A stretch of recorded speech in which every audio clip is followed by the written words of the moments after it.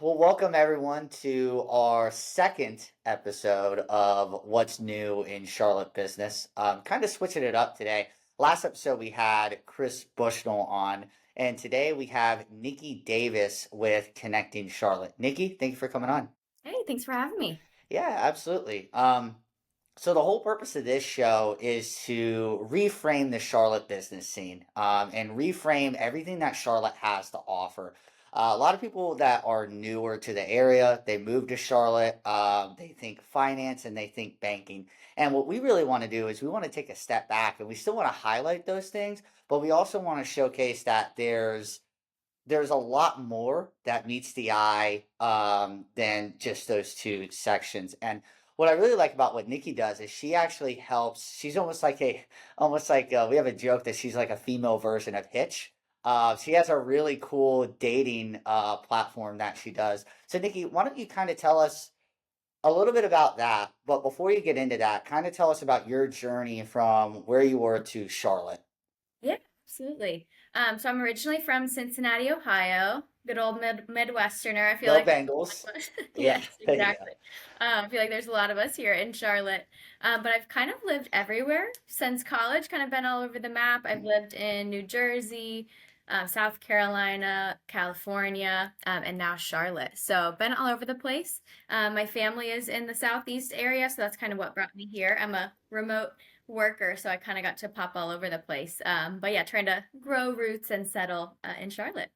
That's cool. Yeah. So, that's interesting. So you were born in Cincinnati, you lived all over. And I think when you and I talked, I think I remember at some point you mentioned that you were in LA for a little bit before you started connecting Charlotte out here. Why don't you give us kind of a background of your time in LA, what you did there, and kind of what led to what you're doing now? Yeah, absolutely. I love LA. It's definitely one of my favorite cities for sure.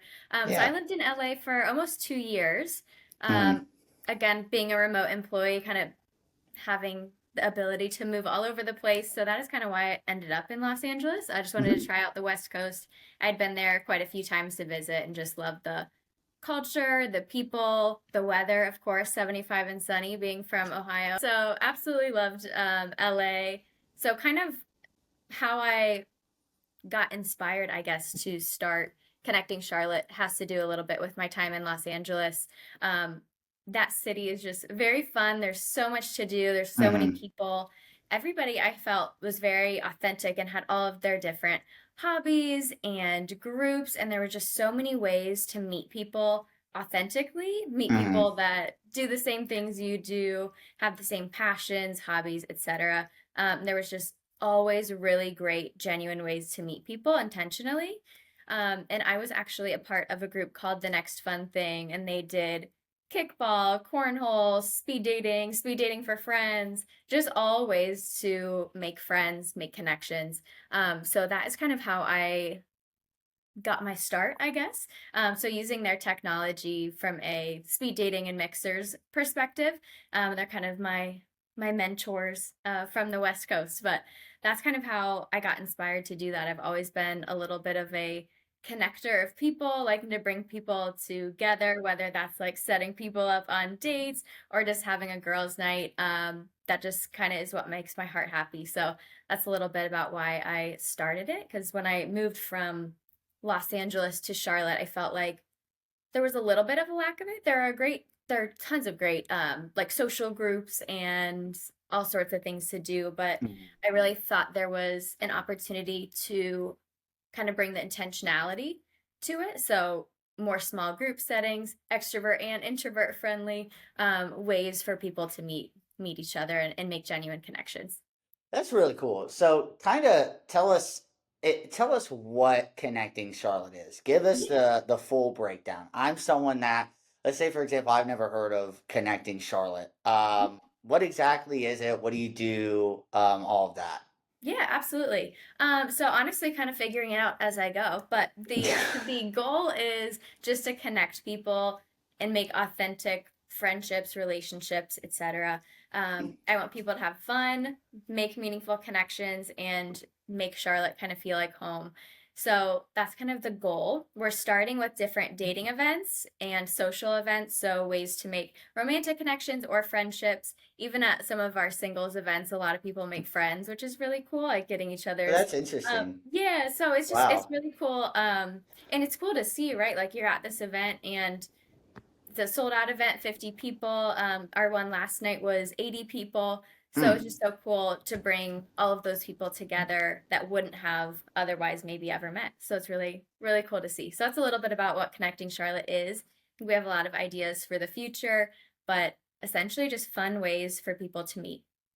Yeah, so what are, you mentioned ideas for the future. What are some, kind of give us a teaser. What exactly are some of those things we can look forward to? I want to just have unique opportunities for people to make connections again, whether that's romantically or for friendships. I think both are equally important to make. And I know there are a lot of new people in Charlotte, transplants like myself, but just want to make sure people have opportunities to meet while also having fun. It's kind of the end goal.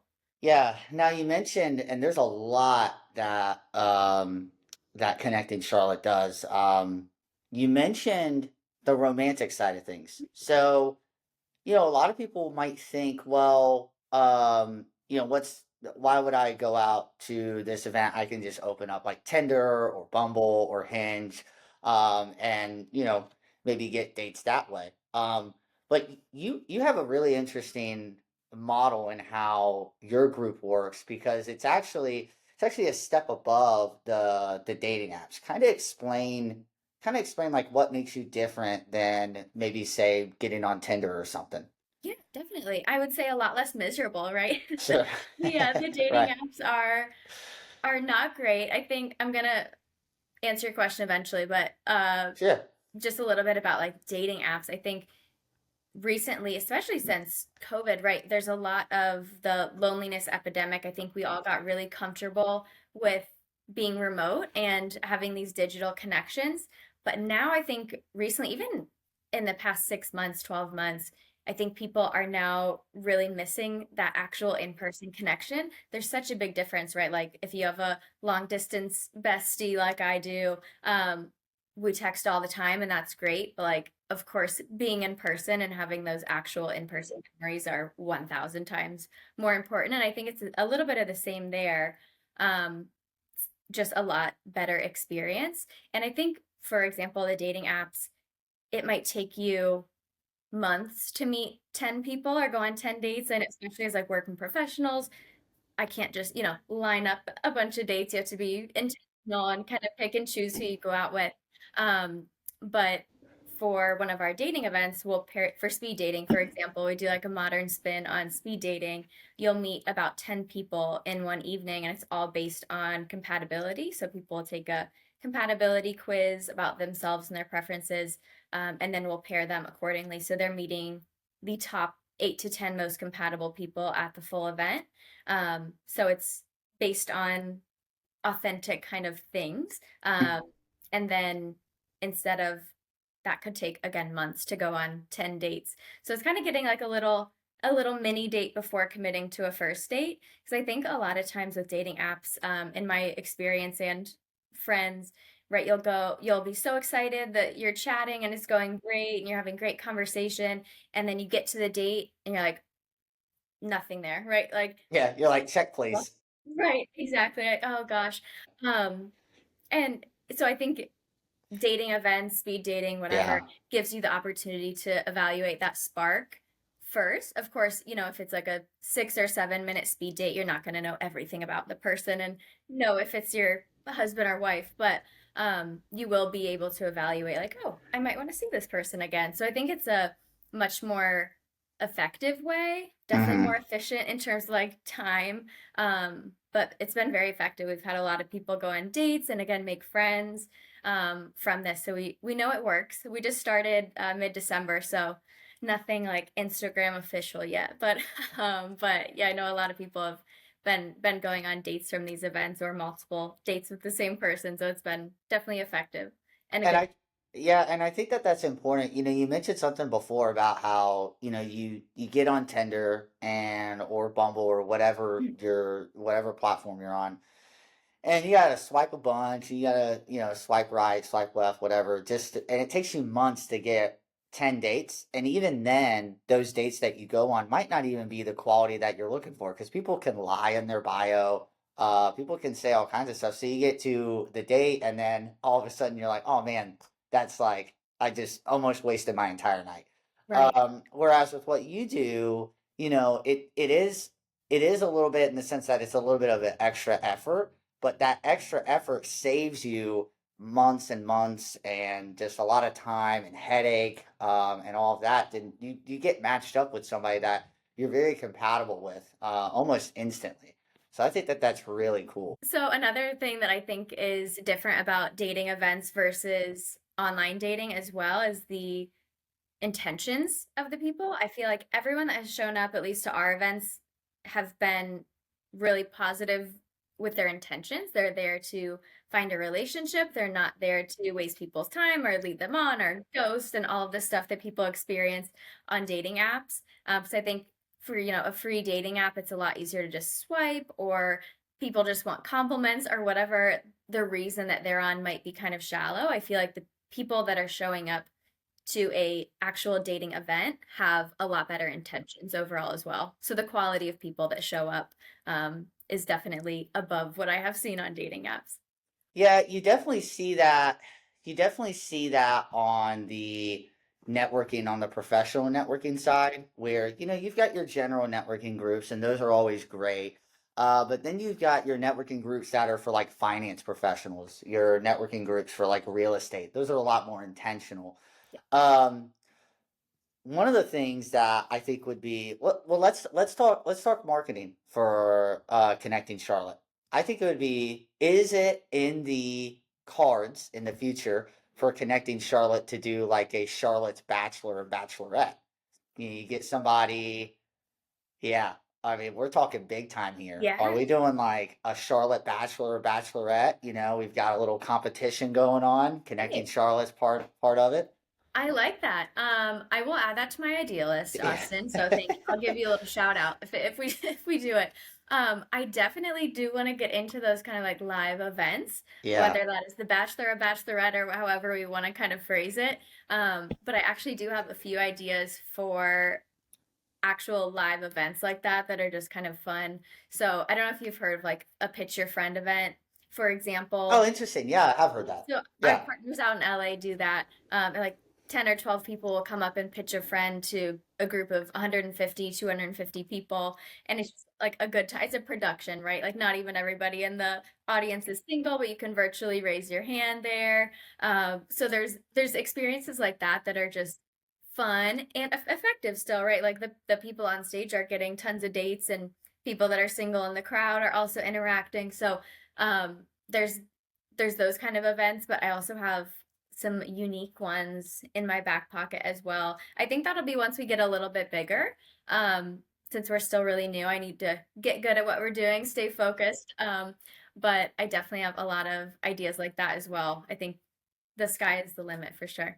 Talk about the technology that you use. So, I meet someone at a singles event. I'm like, oh, this is a great connection. What happens after that event? Yeah, so anyone that you send a heart to, if they also send you a heart, right? It's just like a heart or an X situation. If it is a mutual match, so you both clicked yes, you would like to see that person again, about 1 to 2 hours after the event, you'll both get an email with the both of your emails in the two, so you can reach out and exchange phone numbers or social media or whatever you feel the next appropriate step would be. Set up a date. If you want to go old school, just keep it in the email.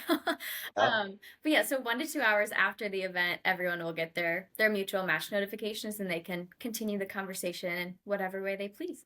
that is really cool. Well, Yeah. maybe in a couple years we'll see some like marriages come out of this. Yeah. I mean, that would be next level.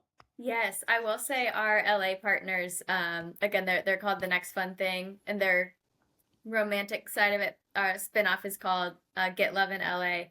I think they've had like 4 or 5 engagements and marriages, Wow. at least that they know of. So yeah, they're always at engagement parties from people that met at speed dating or dating Right. events. So I'm very excited for that Yeah, connecting. that number is probably larger. Most people don't Yeah. really want to admit, nobody says that nobody wants to admit that they met their significant other over Tinder, but I'm Yeah. sure the Tinder marriage rate is probably Yeah. much higher.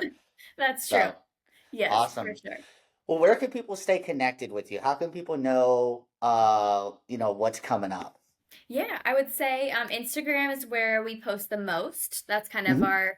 our first stop. We are also on TikTok. I just got onto Threads as well. I would say TikTok and Threads are a little bit unreliable. I just repost my Instagram stuff. So I would recommend Instagram, which is at Connecting Charlotte. All of our social medias are at Connecting Charlotte.